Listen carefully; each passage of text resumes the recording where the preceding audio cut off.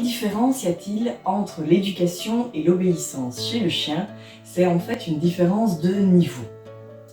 Dans les besoins du chien, si on prend la pyramide de Maslow, qui est pour les humains à la base, mais qui fonctionne très bien pour les chiens, on n'est pas dans le même niveau en fait. Cette éducation va porter sur des comportements qu'on va accepter ou qu'on va refuser. Par exemple, monter sur le canapé, tirer en laisse dans la rue, sauter sur les invités. La plupart du temps, c'est des comportements, ceux-là, que l'on n'accepte pas. Certaines personnes les acceptent. Quand on a décidé qu'on n'acceptait pas ces comportements, progressivement, et de manière claire, on fait comprendre au chien, ça tu peux, ça tu ne peux pas.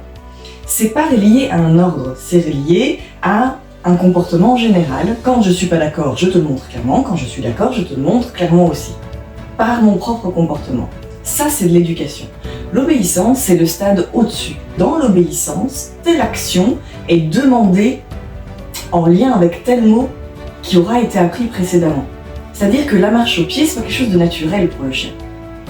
L'assis, le coucher, le hop, le pouf, tous ces ordres-là sont des ordres que l'on aura appris. Le mot n'a pas de sens pour le chien. C'est pour ça que dire assieds-toi ou assis, c'est deux réalités différentes pour le chien. Parce que c'est pas le même mot, c'est pas le même son.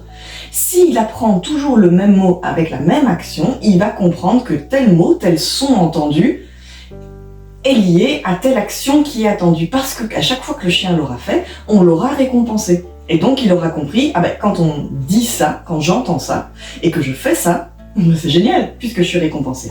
Donc c'est un stade encore différent que l'éducation, qui là n'est pas lié à un mot particulier, mais plutôt à une attitude.